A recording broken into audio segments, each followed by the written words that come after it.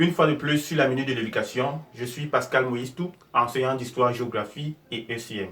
Aujourd'hui, nous allons voir comment aborder le corps du devoir ou développement, la deuxième partie de la dissertation. La méthode de travail aujourd'hui va consister en quelques planches PowerPoint. C'est pour cela que je vous invite à être attentif et pointilleux. A tout de suite pour la suite. Le développement, qu'est-ce que c'est? C'est la partie argumentative de la dissertation. C'est la partie dans laquelle sont développées les grandes lignes du plan. Vous vous souvenez, lorsque la dernière fois, nous annoncions le plan par rapport à la problématique du sujet que nous traitions à ce moment-là. Mais beaucoup d'entre vous se posent la question comment on organise le développement d'une dissertation. En effet, le développement d'une dissertation s'organise en 2 parties au moins et 3 parties au plus, qui sont reliées l'une à l'autre par une phase de transition. Chaque partie permet au candidat de développer une idée maîtresse, ce que beaucoup appellent aussi l'idée principale, ou alors le grand axe. Chaque idée maîtresse ou grand axe ou idée principale doit renfermer au moins 2 idées secondaires introduites chacune par un connecteur logique. D'aucuns utilisent d'abord, ensuite, enfin, selon la convenance. Chaque idée secondaire, donc, est soutenue par au moins un argument et, si besoin est, un exemple illustratif. En récapitulant, on voit que le développement de la dissertation comporte 2 parties, au moins, et 3 parties au plus, qu'il faut relier l'une à l'autre par une phase de transition. Alors, on ne peut pas réussir son développement ou son corps de devoir sans élaborer au préalable un plan détaillé du corps du devoir. Cet exercice se fait au brouillon. Vous voyez sur la planche le schéma ou le canevas d'un plan détaillé. On voit bien partie 1, ce qui correspond ici à la formulation de l'idée maîtresse numéro 1. D'aucuns parlent d'idée principale numéro 1 ou alors de grand axe numéro 1. La partie 1, disions-nous, comporte 2 sous-parties, chaque sous-partie correspondant à une idée secondaire.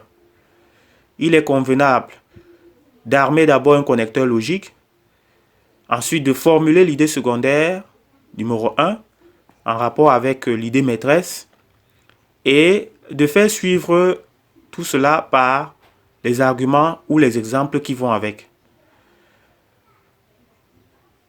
La deuxième sous-partie ou sous-partie 2 se fait selon le même schéma.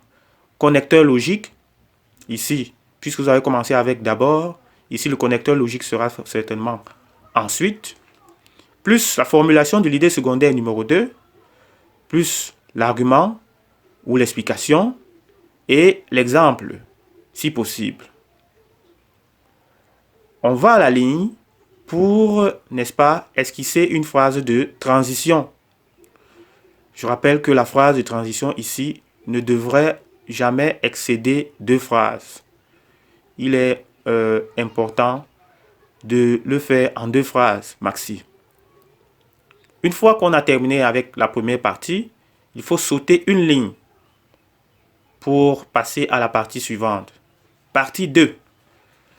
Une fois de plus, formulation de l'idée maîtresse numéro 2. Vous voyez, nous avons terminé avec la première partie. La deuxième partie se fait suivant le même schéma. Sous-partie 1, connecteur logique plus formulation d'idée secondaire numéro 1, plus argument, plus exemple illustratif. Ensuite, on va à la ligne, retrait. Vous remarquez bien les retraits. Je l'ai fait bien exprès pour vous montrer comment il faut aérer le paragraphe argumentatif, chaque paragraphe argumentatif, partie 1, suivi d'un retrait, sous-partie 1, sous-partie 2, sur le même alignement ou alinéa, la transition bien mise en évidence, vous voyez, maximum 2 phrases. Le saut d'une ligne, il faut toujours respecter cette prescription-là. Partie 2, suivant le même schéma. Bien, nous allons approfondir cela lorsque nous reviendrons sur notre sujet d'application.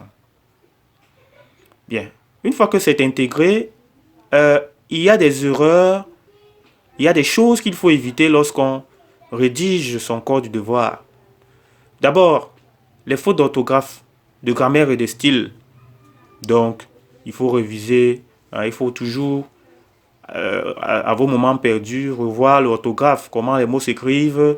Il ne faut pas se tromper sur l'orthographe, la façon d'écrire le mot.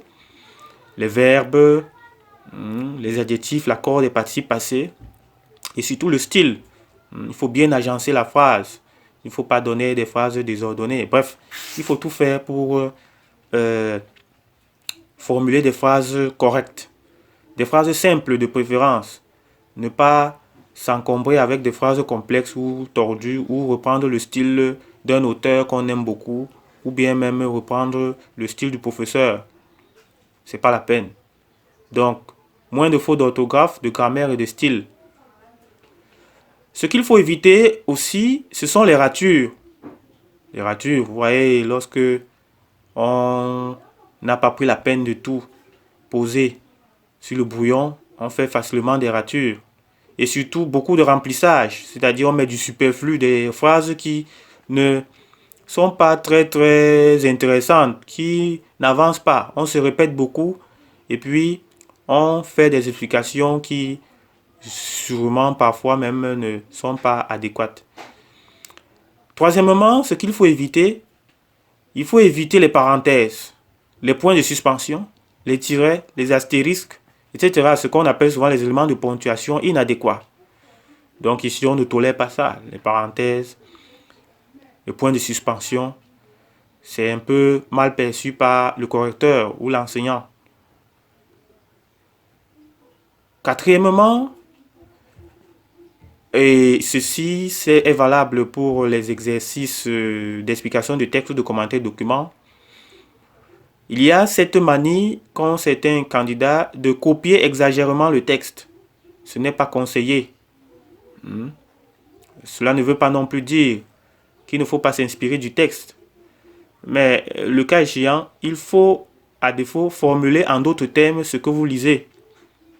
Et la phrase que l'on cite, l'auteur que l'on cite, on ne peut pas citer l'auteur sur plus d'une phrase.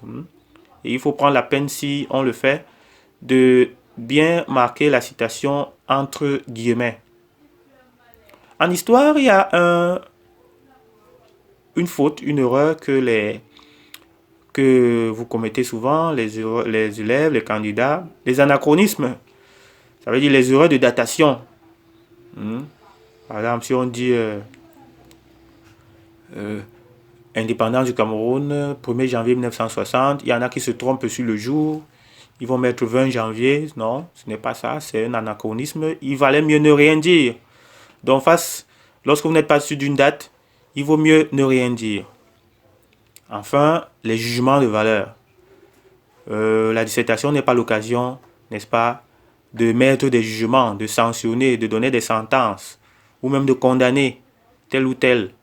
Donc, il ne faut pas juger les actes historiques. Il ne faut pas dire il est mauvais, il est malhonnête, il est méchant, ou alors il est bon, il est généreux, non. Il faut rester neutre. Bien. Voilà donc pour cette partie, le corps du devoir. La prochaine fois, nous allons, dans la prochaine vidéo, passer à l'application. J'espère que vous avez pris bonne note de la projection qui vient d'être faite. Et rendez-vous dans la prochaine vidéo pour la conclusion.